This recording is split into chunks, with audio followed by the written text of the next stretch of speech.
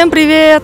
Барыңарга салам! Мы рады приветствовать вас в программе «Вкусный Кыргызстан». И мы снова на западном вокзале Бишкека. Биз буга чейин эсиңерге салып кетсек, Чүй, Исыкул, Нарын областарын кыдырып чыктык. И вы, наверное, уже догадались, в какой области северной части нашей страны мы еще не были. Ооба, биз Талас областына бара элекпиз. Эндрю, дорогой, а что ты знаешь о Таласской области? Кыргызстандын эң мыкты бурчагы Таласта өсөрүн жакшы билем. Чындыгын айтканда, Таластын бурчагы менен кошуп жасалган улуттук тамагын жей элекмин. Из таласской фасоли готовят самые разные блюда, очень вкусные, но по рецептам других стран. Бирок Таласта андан башка өзгөчө уникалдуу тамак аштар бар болуш керек деп ойлойм. А это мы выясним во время нашей поездки в область, которая подарила нам многих известных людей Кыргызстана. Ооба, мисалга айтсак, Чыңгыз Айтматов, Чолпонбай Тулебердиев жана манас легендарлуу кыргыз эл баатыры Талас областында төрөлүшкөн. А это лишь небольшая часть того, что мы знаем о самой маленькой по площади области Кыргызстана. Анда эмес кеттик. Талас областы менен жолугушуу үчүн чыдамсыздык менен күтүп атам.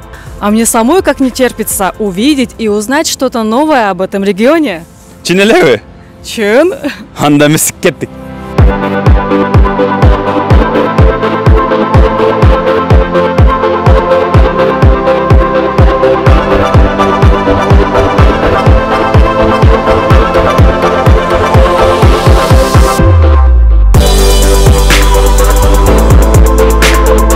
Биз жок дегенде 5 саат жол жүрөт болушубуз керек. Да, это как минимум. Существует на самом деле два маршрута через Казахстан и через перевал Туашу. Но, скорее всего, мы поедем по второму маршруту, но этот момент надо будет все равно уточнить, Эндрю. Анда айдоочу байкерден сурап көрөйүнчү. Давай. Биз Таласка баратабыз. Кайсыл жол менен барабыз? Бизде негизи через Казакстан Өтмөк аркылуу, Ашу аркылуу эки жак менен кетебиз. Анан биз сезондо 15 майдан 15 октябрга чейин перевал менен каттайбыз, Өтмөк менен. Ал канча сааттык жол? Анан азыр биз Өтмөк аркылуу кетебиз. 6,5 саатта Керепкага барабыз, Кудай жол берсе. Макуланда, рахмат. Иштекебиз.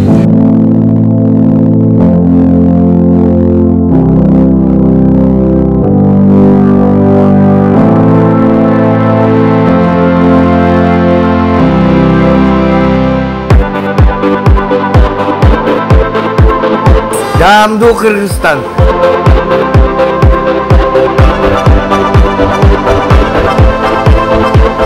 Камыр тамакты жакшы көрөт таластыктар. Ошо көбүнчө фасолду тегебиз, анан бирок көп тамак жасабайбыз.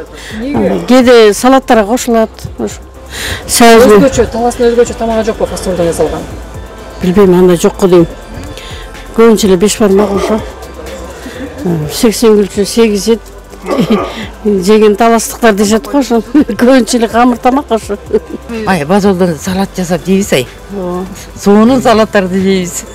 Түрлүү. Таласта дагы эмне жакшы нерселер бар? Мана сордо бар. Мана сордобуз бар, ага сыймыктанабыз. Чоң сордо курулуп атат. Чоң сордобуз курулуп атат, ага да сүйүнөбүз, кубанычтабыз. 5 таш бар. 5 таш. 5 таштын суусун айтпай энди. Азыр бар отуруп алсак деле болот ай.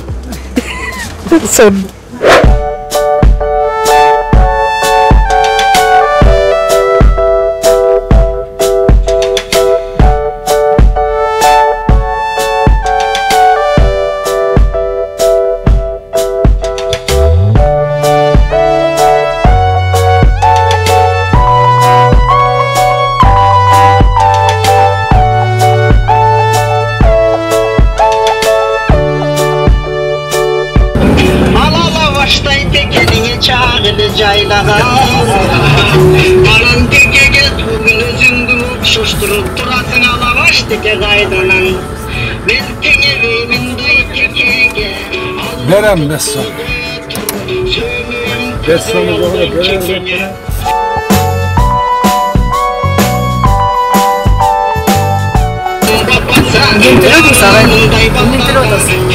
Tarafat төлөбүз.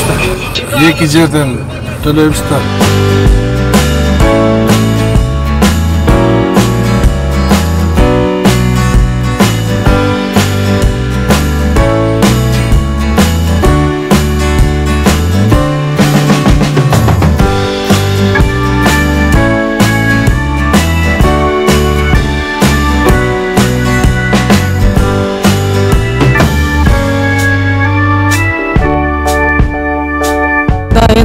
Сейчас мы будем проезжать тоннель, протяженность которого около 3 километров.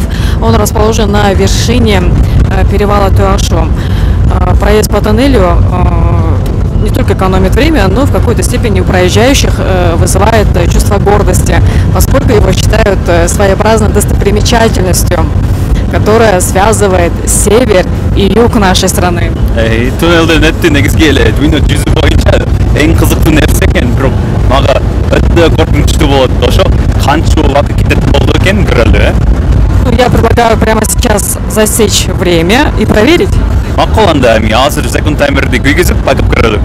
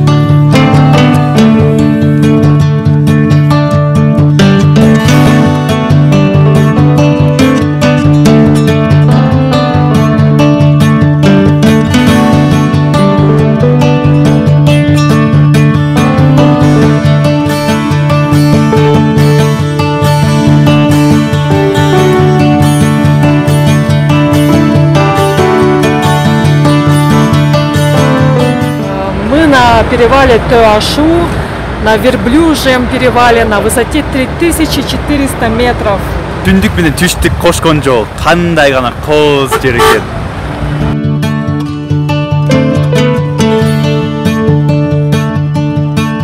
Берде төө менен эле ат жол болгондо бир таман жол болгон экен.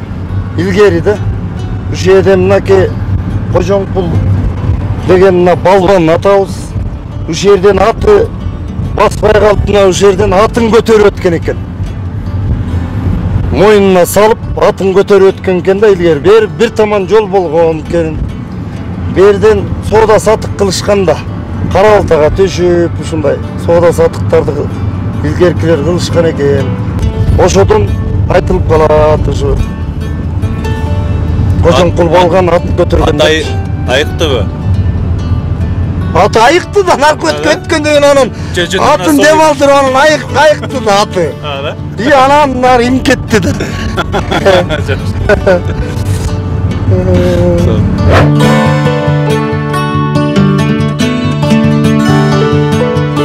Сейчас, кстати, за перевалом сразу начнется Сусамырская долина. Бул жер мага тоо лыжасы менен, сноуборд менен, бэккантри менен, фрирайд жана хелиски менен байланышып турат. Это из-за ухоженных трасс и развитой инфраструктуры. Ого.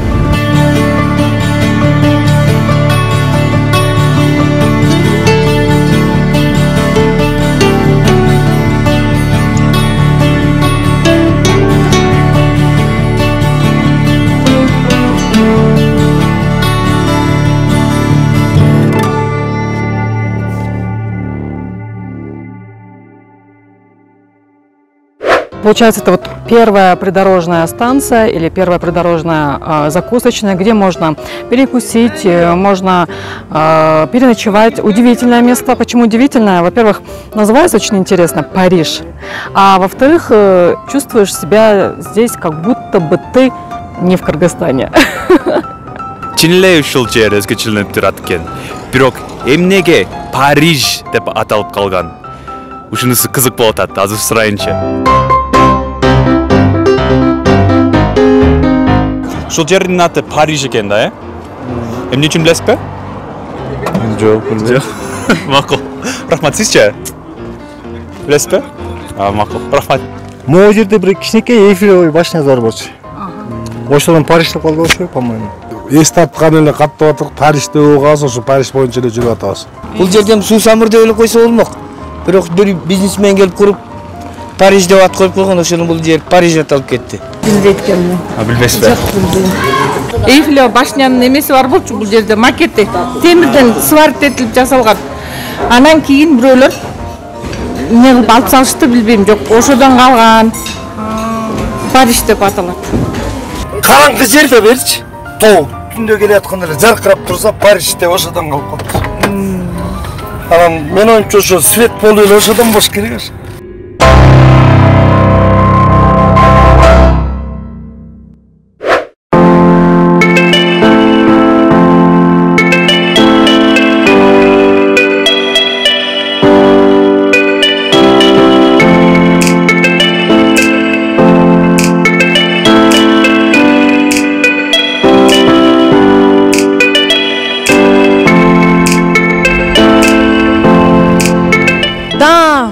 Мы в Таласе. Вернее, до города Таласа мы еще не доехали. Мы находимся в Таласском районе. Маршруткадагы жүргүнчүлөр бизге мынтип айтышкан. Ушул жерде эң сонун таластык 5 бармакты жасайт деп айтышты. Ошол үчүн ушул жерден түшүп калдык. Мы сейчас это и проверим. Пойдем? Пойдем.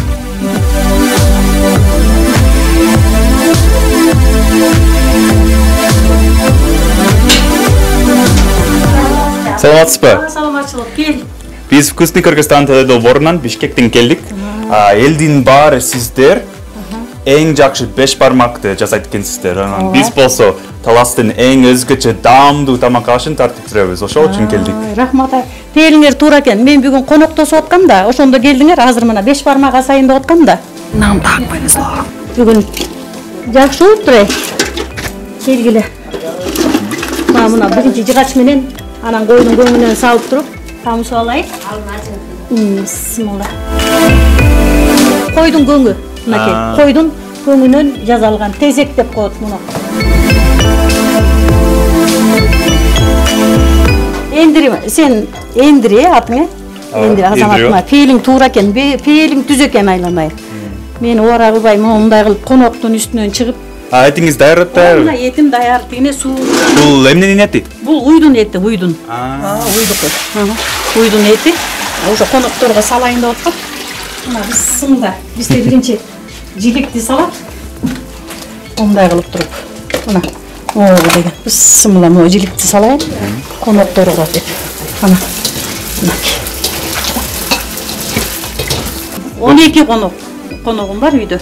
Ошолор, сен да коноксуң да буйруса. Ошо? Ошо мен 15 конок болот. 15 болуп калды, э? 15 болот. Негизги мынча так 15 кичке жетеби? Жетет. Мынакей. Кудай берекесин берсе, буга гүлчөтай жууруп, сонун кылып туруп, беребиз шорпосун беребиз, тойгусабыз. Жетет. Ара кылган жоксузбу эжесизде? Жок, ара кылган жоксуңар. Мен сүйүнүп атам, пелиңер туура экен, аябай жакшы экен. Пелиңер түз экен. Ошо долбоор менен иштеп атсыңар, ишиңерге ийгилик болсун. Рахмат. Келсеме ушунча келдиңиз, сызык бурсуктонуз дейбиз. Бисмилла деп. Бисмилла. Ошону коелу, муну коюп дегене жак. Таластын ысык бурсогу эң сонун болот экен. Сонун экен. Чыдамсыздык менен күттүм да. Сонун карачы. Бышырганын карачы, сонун бышырып. Ай, азамат.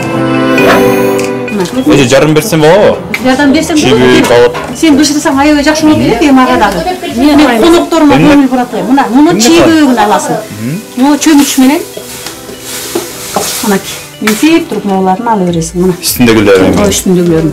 Мына. Ысык эмеспи? Ысык эмес. Шүкүр. Мына. Ошол жерине кармап ал болду. Ошентип бересиң. Мен отурда тажып. Чийбө, э? Чий көбүк. Кена. Үстүндөгү нерселерди кетирип тамго? Эмне үчүн кетирип атасың ошо түшүнүп атасың? Билбейм. Эже эмне үчүн муну эмне алатам? Я. Не үчүн буларды алатам? Анткени эмне үчүн болгондо мунун чийгөөгүн албай койсоң, шорпо тунук болбой калат. Азыр бышканда көрөсүң го, муну чийгөөгүн алган үчүн шорпо тим эле тунук сонун болот. Азыр бол. Эми сен ага бересиң. Ага берем. Болду. Мына кыргыздын колдору күйбөйт. Мына. Неметки эркеби? Аялдардыкы өзгөчө бышты да биздин колдорубуз бардыгына. Карашы. Ну, кайнаганын неметсин? Ай, аба кайнап атыр. Көзүң ачылат. 5 минутта кайнап. 5 минут болду. Qancha vaqt qanay? Болду, 5 minutmi? 5 минутта кайнады, карача, елдире. Batılıyor.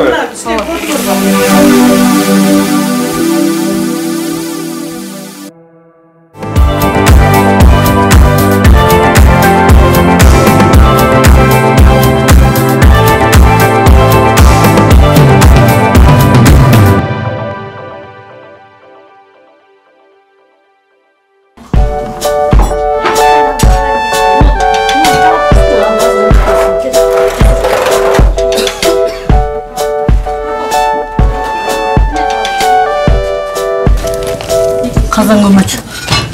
Темир өзү казан көмөч деп айтылат. Бети кичине ысыш керек. Нанды салганда нандын асты Ысыгандан кийин.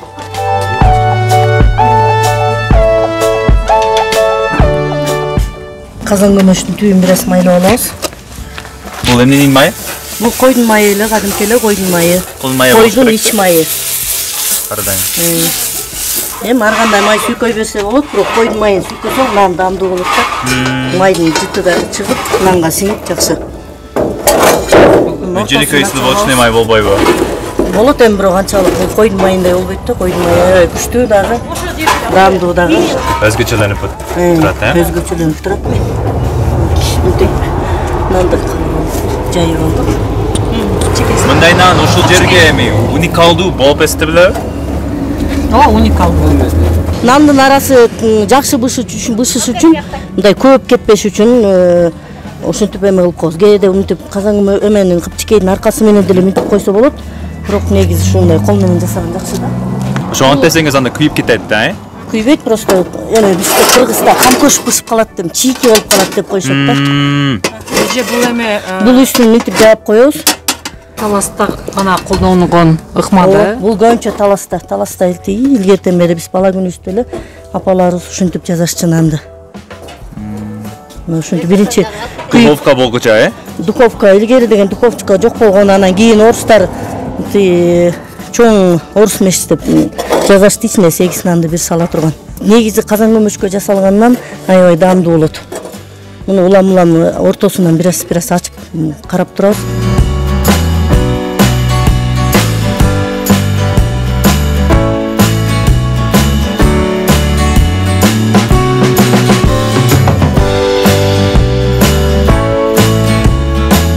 Ошондо канча минутта даяр болот? 10 минутта да даяр болуп калат.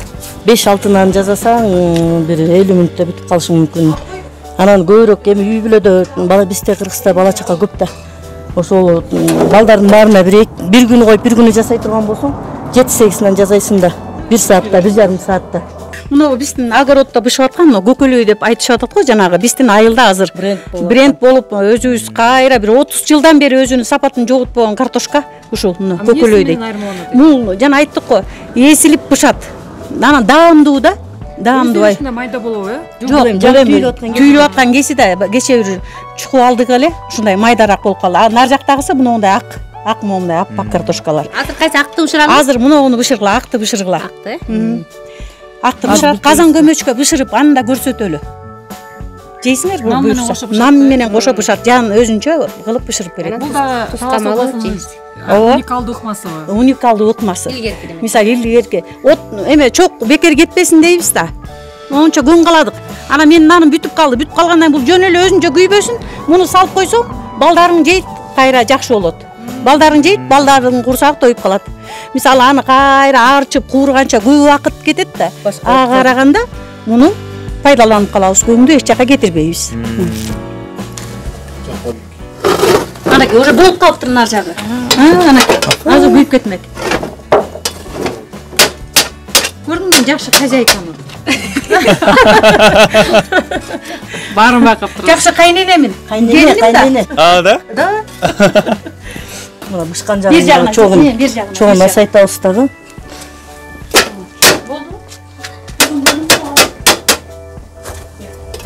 Быш элек жагына чокту күчөтүп коебуз. Картошканы кайсы маалда саласыз? Азыр бул нанды алгандан эле кайра салып коебуз.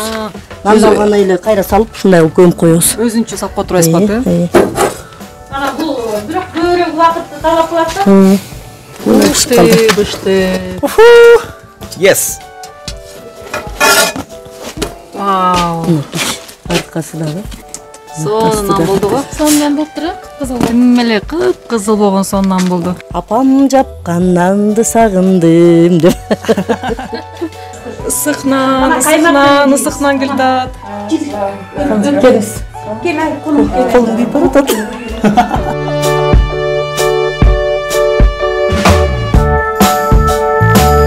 Кадымгы үчтүн нааны.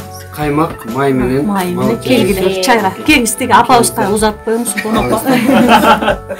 Ооба. Тура. Ысыкнан да. Карачы, биздин кайненебиз кандай тарбиялаган бизди. Ысык болуп кызыл болуп чыкты. Келиңиз. Келип дамыгандай болду экен эми. Жумшак да, Жумшак, ысык, сонун. Жумшак, ысык. Жыттасың. Апам жапкан Нанды сагындым деген ушул да. Кыргыз нан. Келиңиз, жакын отурбайсызбы? Кел, жакын отур. Ай, сонун экен. Сонунан ким? Мындай деле. Матырып кесебиз. Эме, Түш керек. тиги, мисалы, Кичирээк пиалаларга бөлөйүнбү? Эки жакка. Сонунан ким? Тамагы кандай экен? Дамы сонун ким? Э? Сага кандай ким? Азыр. Мен уже жеп көрдүм да. Аябай жакшы да. Бери жакка кеп. Чыдамсыз эле. Жеп бердим. Чыдамсыз менен күттүңбү?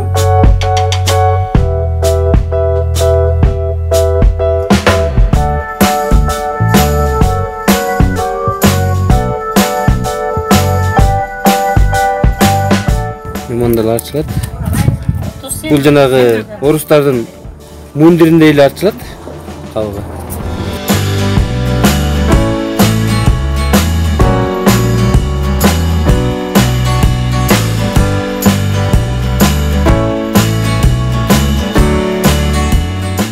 Сары майдын деле кереги жок болуп Сары майдын кереги Туздун да кереги жок. Тузун да кереги жок экен. Картошканын өзүнүн сорту, натурал эч. өзүнүн сорту башкача, бир дамы башкача экен картошканын. Бул жерде бышкан жердин эмеси да өзгөчөлүгү. Өзгөчөлүгү. Анткени буга Ыштын дамы дейсизби му? бул жерге мындай жанагындай кошулмалар кошулган жок. Химикаттар Туз кошулган жок. Сметана менен жеген деп атам.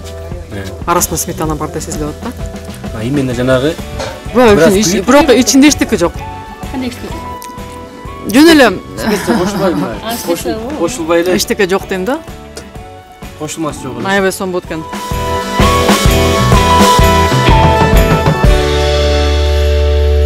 Дамду Кыргызстан.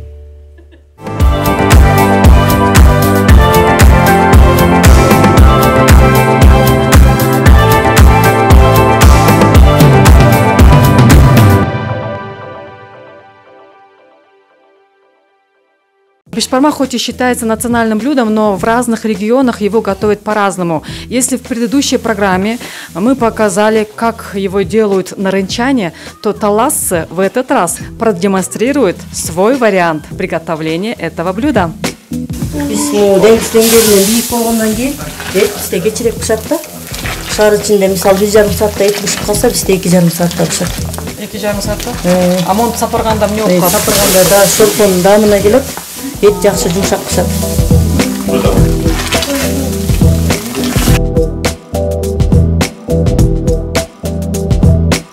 Эже айтып кетсеңиз да, эмнеге Талас облусунда бешбармак ар кандай ат менен аталып калганда? Гүлчетай деп, кескен күлчө, шалдама деп. Эмнеге мындай көп аттар бар? Мисалы, бешбармакты эттен, анан гүлчөдөн турат да, эме, камырдан жасалат да.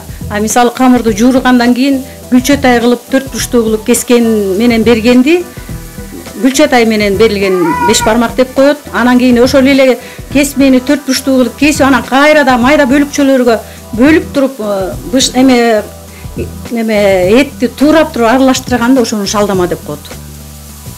Демек бул бир эле тамакта. Бир эле тамак. Экөө бирөө эт, бирөө камыр. Ошодон эле 4 бурчтуу кылып кескенди кайра кол менен туурап туруп, этти тууралган этти кошуп туруп анан мынтип аралаштырып бергенде ошону шалдама деп коет. Бирок анан өзгөчөлүгү мисалы гүлчөтай менен берилгенди ысык кылып деп коет. А жанагы камырды гүлчөтай кылбай кесме кыла баштап атпайбы? Ошо кесмени суук деп коет. А биз көбүнчө жанагы ысык беребиз. Гүлчөтай менен 5 бармакты шалдап, жанагы айтып атканыңдай кылып туруп беребиз. Ошол эле айырмасы. Камырды бушап аткан шорпого жуурса, эсилбей, мисалы жумуртка кошпойбуз. Өзү жашнакай болуп жуурулат. Устатып туруп, туздан кошуп жуурубуз. Өзүндө туз бар, ага. Ысыкта эми шорпо жаганда болот. Же муздатабыз бешне. Шорпону муздатабыз азыр. Мынакей, муздатам азыр шорпону мынакей. О, чарага куюп туруп, чайкасак муздайт шорпо. А унду электелип койдук. Фарита жуурубуз азыр.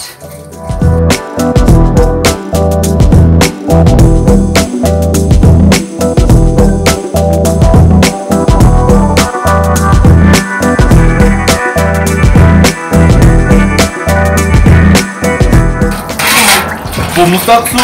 Yok, kaynak su. Kaynak su, Bunun bari kamır bolup kalabı. Бул 1 су алай. 1 су алай. 2 су алай. Мына 3. Да бирөө кошуп коеюн балага кырага. Коноктор кенен тойсун. А, болду. Это так на глаз. Салмаканы жүрүлүш кереги жокпу? Жугуйбуз. Мына карасаң, ана. Ушинтип көрүндү, эндири. Көрдүм.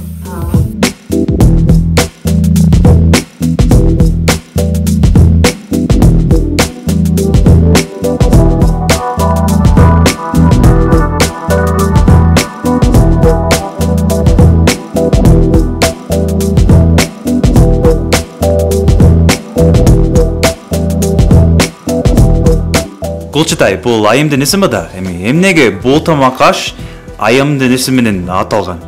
Кандай аталып калгандыгын билбеймин. Бул ийгетенен калган, ата бабабыздан калган ушул тамактын аты Гүлчөтай. Аны эми мен лично билбейм. Эмне үчүн экенин. Бир кинодон эле ушуну көргөм, Гүлчөтай деген да. Кинодо кыздын атын экенин билем да. Открой свое личико Гүлчөтай. Гүлчөтай деген анан ошол экөөнүн айкалышып аталып калышын билбейм. Ушу башынан эле ата бабадан бери келаткан экен да, ошонун тарыхы жазалган боюнча эле калып сактап келатабыз да биз аны өзгөртпөй. Эчтекеге алмаштырбай эле бышырганына чейин, жегизгенине чейин сактап келатабыз. Бул эми ата бабабыздан бери эле Гүлчөтай камыр болуп келатат да. Анан эмне себептен антип аталып калганы боюнча илимий анда аныктоо жок да. Биз муну 5 бармак менен желе турган чык даярдап атабыз. Бул пиястан даярдалат. Пияз менен шорпонун үстүнөн калтынып алган майлуу шорпо менен даярдалат. 5 бармак тууралып бүткөндөн кийин, эт тууралып бүткөндөн кийин үстүнө куюла турган чык. 5 бармак ушунусу менен дандуу. Бул чыктайга апарасыз эми? Муну азыр отко коюп коебуз, плитага коюп коебуз, ал буркулдап бир аз кайнап, пияз тирүү болбой кичине жумшарып калат. Анан шалдан гүлчөнүн үстүнө куюп беребиз. Эт болсо сонун болуп пишиптир.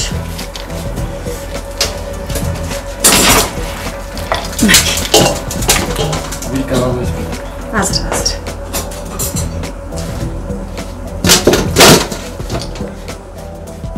Эркектер такы жаман деп турбайбы?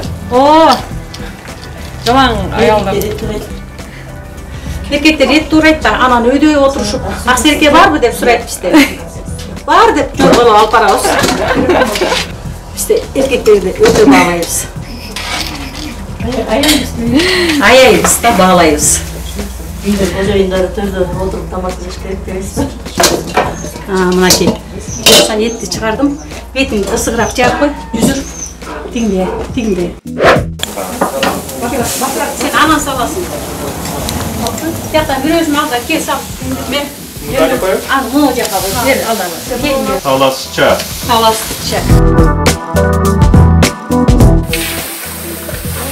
Эки кемеге чыгаргыла. Келе. Ысыгым чыгарайын. Ой, кипиш. Анан мындай салтанат.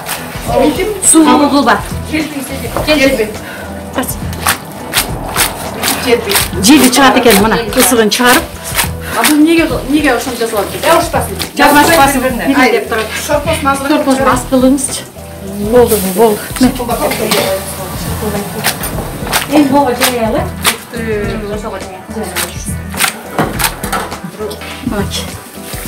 Bunu aldağanda salday koyduk. Бұл менен бірден жаясың. турайбыз. Буну камырды мындай кылып жаят. Қонақ болсаңызда жүресіз. Ооба, конок болсом дагы баягы неме болгондон кийин баягы процесс таластын бүт барис таластын тастап кеткен.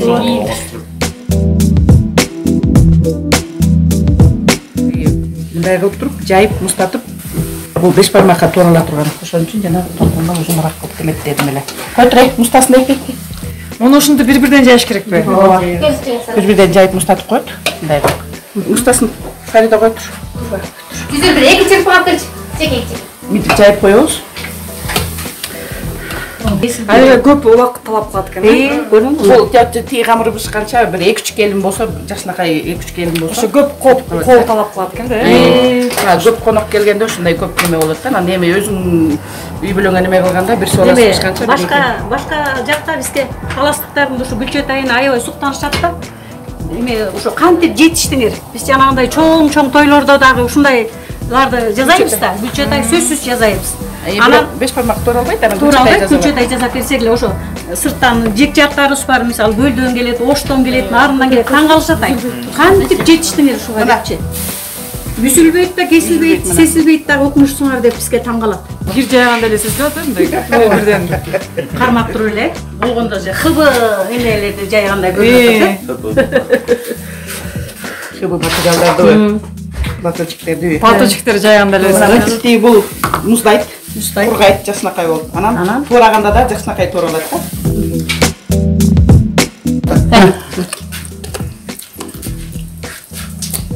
Бул камырды беш бармакты туурагандын дагы Камырды бүктөйбүз. Мынакей, майда кылабыз. Коштел бул тура. Кайра эле майда болуп чыгат турбайбы анын аягында? Жана шалдама деген ушу да. Шалдама ушу. Ушул шалдама. Беш бармагы шалдама, беш бармагы деген ушул. А бул төрт буштук болуп турган гүлчетай. Бул гүлчетай. Жанагы кесме дегенди жазаган жокпуз анысын. Беш бармакка даярдалып атат азыр камыры тууралып. Мына булар мындай кылып туруп атпайбы, Салтанат карасаң? Мындай үзүп. Ооба. Муну мындай үзүп формасы жок. Анан кээ бирөөлөр бар, мындай бурчтап туурайт. 3 бурчтук кылып. 3 бурчтук. Куш тили деп коет. Кандай кылып? Анан ал кош тил эмес. Анан мен мындай кылып туурайм. Мындай тегиз кылып. Түз кылып туурайм. Мындай. А бул кесмедей болуп түшөт. Мындай узун болсундай кесмедей болуп түшөт. Ар бир хозяйканын да муну туурай турган өзүнчө ыгы бар. Мындай кылып. Бул кооз түшөт. Эндири мен мактанганыма гүл атат окшойт. Таластык мында. Таласым. Токоюн бойлоп баратса. Үстү чыгы экен, асты гүлчетай. Мына сен сурап аткан гүлчетай көрүп атасыңбы, Эндрю? Көрүп атам. Астында турат. Үстү чык. Асты гүлчетай. Еттерди тарткандан кийин тиешелүү бөлүгүн алып калат. Анан кийин шалдайт. Майда кылып туурайт. Беш бармакка.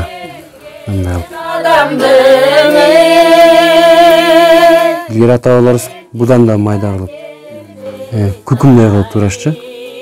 Анан сөзү бар болчу. Эң мыкты эт турагычтар чачыратып турат экен да. Тебетегинин калпагынын кырларына чейин чачырат экен да. Муну эң мыкты эт турагыч деп баалап, ошону баягы мыкты манаптар, байлар жанына алып түшкөн да. Анчалы ойноп күлсөм дайы, кумарың айканбай дайы аласта. Пополняем наш гастрономический опыт и пробуем уникальное блюдо Таласской области. Да, Эндрю? Да. Беш бармак кайда калма болсун, даамдуу болуп эсептелет, Бирок мага негизги кичине оор тамак болот да, анан майлуу ушундай. Бул тамак эме таластык вариант жеңил болот. Жеңил болот. Бул анткени куурулган жок да. Кайнатылып пышты да. Кайнатылып пышып келди. Аксерке бул. Аксомдукен. Өтө семиз ма? Siz menimken mi? Süzmesi var mı? Aynen sonraki. Вкусный Кыргызстан. Дамду Кыргызстан. Атағын күйні ұққан жер. Таластын беш бармагы абдан топоктуу тамак болот экен. Эми этти көп, камыры көп, дамду Кыргызстан. Чыққан жер, қамырбақ аймана сайы шыққан жер. Дамду Кыргызстан.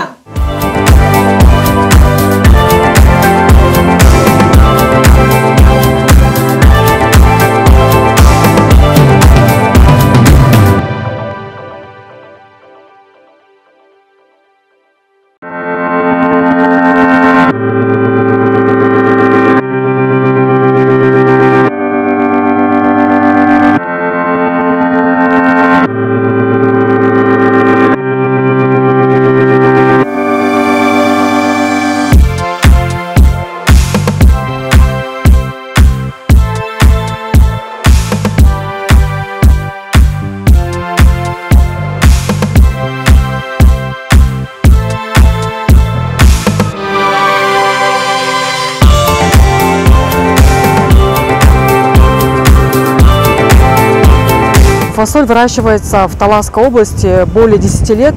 За это время она стала главной сельскохозяйственной культурой и основой материального благосостояния данного региона.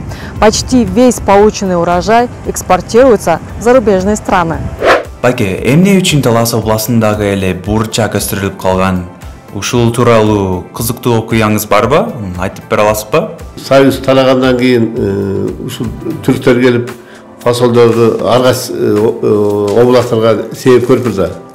Анан эң келип анан ушу Талас областы тепкен фасол товарный вид жакшы болуп, анан ошонун негизинде ушу таратылды да. Булга биз дагы биринчи жылдары көрбөй жүрдүк да. Анан кийинки жылдары акырындык менен улам технологияны улам оңдоп отуруп, кол күчтен асыл техникалык күчкө чейин жеттик да. Негизи бизде мынау лопатка түрү 70% ээлейт. Калгандары мынау кызылчар, булар 30%. Анан будан тышкардагы биз азыр быйылдан баштап жаңы сортторду алып келип атабыз да. Турциядан жаңы Нирвана сортун алып келдик. 5 тонна алып келип 50 гектар жерде себип, эми жылда көбөйтүп дыйкандарга тартабыз.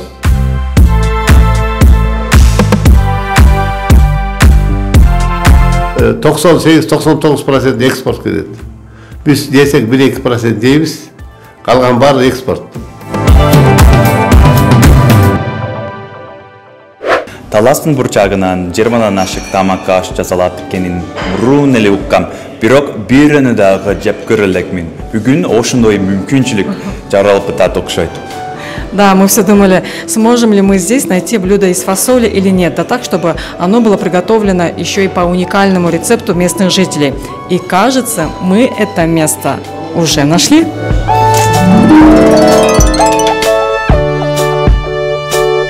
Bizde fasol çıkan менен таластыктар фасолду көп колдоно бербейт. Биз биринчи жолу фасолдон суп чыгарганда аябай эле таң калышкан да, аябай сонун болот турбайбы деп. Вот мен силерге азыр фасолдун кандай кылып жазаларын түшүндүрүп берем. Фасолду кечинде уже муздак сууга чылап коебуз. Бул түнү менен турат дагы, жумшайт. Бул уже мынакей фасоль бышайын деп калды. Бул бышкандан кийин биз бияка куябыз. Мындай заготовка кылабыз дагы. Биякта пияз, морковка, томат. Bunun içine kuyulat. Bu hazır только kaynap bışıp atat fasol. Fasol bışkandan keyin biz bunu suzup alabız. Suun tөгүп, кайра башка кайнаган сууга салабыз. Часть жарымы фасолевый салатка кетет, жарымы супка кетет. Қанша саат қайнайды чай? Ну, фасоль өзі қату болады, негізі почти 1 сааттан ашық қайнайды. А егер чылабай эле шыр бышырсаң, то почти 2 саат бышырасың да. Ну, поэтому ошо с ночи чылаган жакшы. Қанша саат чылайлан?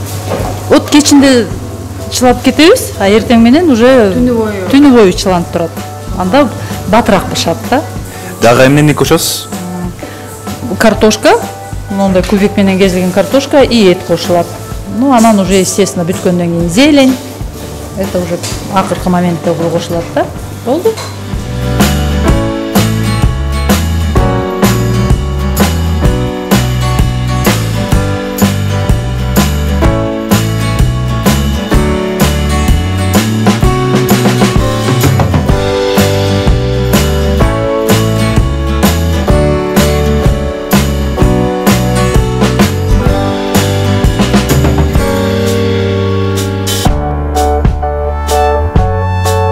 Bunun damı үйүмдү эске салат. Анткени Америкада мексикалыктар жайгашкан, анан алардын кухнясы деле жайгаштырылган Америкада. Мунун дамы эми бурчак менен, эми эт менен, мындай шпец менен аябай окшош болуп калат.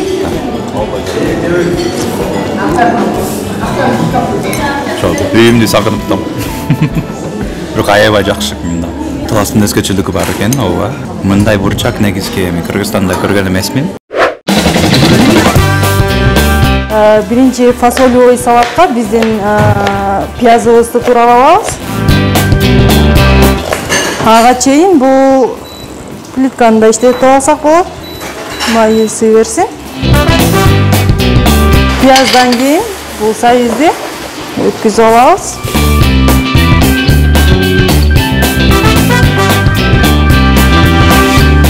Piyazı salabız.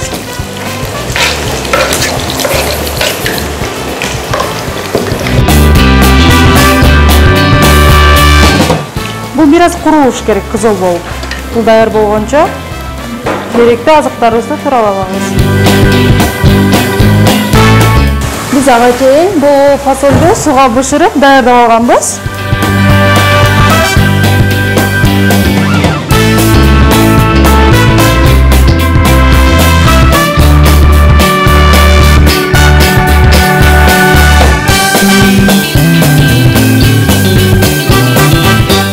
Kuruan sayızı sadıklarımız dayar boldu. Andan soň bunu dayar bolgan fasolga salabız.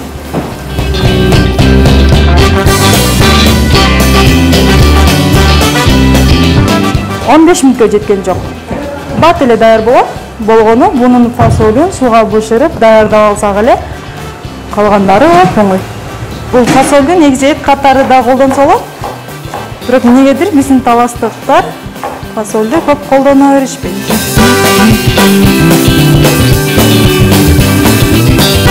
Аябай даамдуу экен, Эндрю. Өтө даамдуу экен. Сизге жактыбы биздин салатыбыз? Кызырган пияз аябай дамданаттар, Ошол даам берет салатка. Пияздан беркен. Эгерде свежий кылганда мынчалык даам болмогондойсуз да. Даамдуу талас.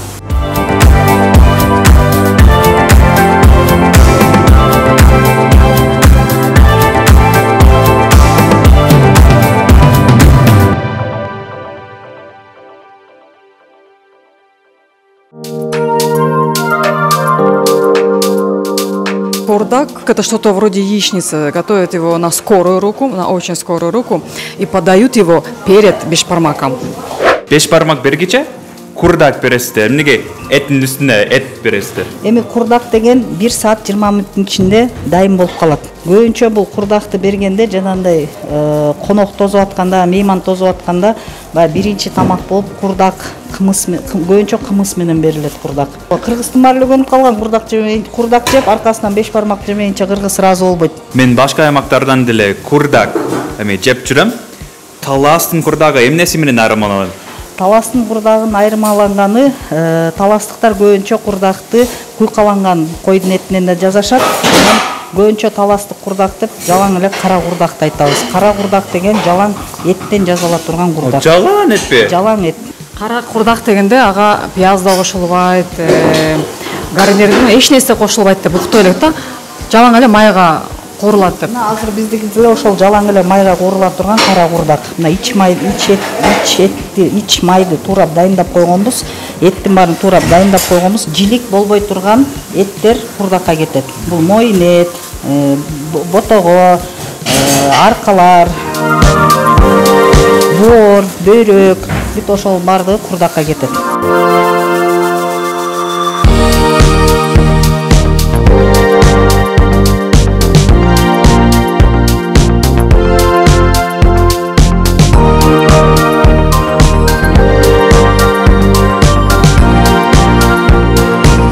Даамдуу Кыргызстан. Бизде Кыргызда улуттук тамак катары бааланат. Өзгөчө бийик жерлер күчтүү тамак ичип, күчтүү жумуш кылып, эр жигиттер шайыр шамдагай бакуат болуу үчүн тоолуктар курдакты кымыз менен ичишет. Тол менен. Кол менен. Кымызды аркасынан алып. İçine küçük kabak bağlı, hani kımızmanın. Özüm kımızsız çok koyayım. Кымыз менен эт күчтүүлүк кылат окшойт, экөөнүн бирдей ичсең. Ошол күчтүү болгону дагы биздин кыргыз эли көчмөн калп болгон. Анан ата-бабаларыбыз азыр деле ошол анча-мынча жерлерде сакталып, биз улуттук көчмөндөр оюн өткөргөндө ошол кара курдакты жасап, ошол улуттук тамак аштын катарына киргизип атабыз. Бул ошо көчмөндөрдө нары бери көчүп атканда, алыс жолго чыкканда бул өзүнчө бир гүл азык катары пайдаланылган. Анан тоолуу шарттарда ошол алыскы жол жүргөндө талаа шартында бул бузулбайт, өзүнүн майында куурулуп тоңдурулганда бузулбайт дагы, көпкө чейин сакталат. Азыр холодильник болуп атпайбы? Анан ал убакта холодильниктер аз убакта апаларыбыз, биздин ошо чоң апаларыбыз ушундай кылып этти сакташкан да. Ата-бабаларыбыз ошо жайлоодон жайлоого бир конуштан бир конушка көчкөндө ошондо кууруп алышып жанына салып, анан майга тоңдуруп, анан кийин муну четинен акырын кертип алып жеп, ошо азык катары ошону пайдаланышкан. Ey толук кыз, ой толук кыз, тойбой сенин нересиңе топ жигиттер ашыкпыз. Кайраттың карьерде чыккырондо, ажарың айдыркте түпкү тоодо. Өрттөнүп кетте бидейм бозуландар, өзүңө жакындашып бир болгондо. Эй толук кыз, ой толук кыз, тойбой сенин нересиңе топ жигиттер ашыкпыз.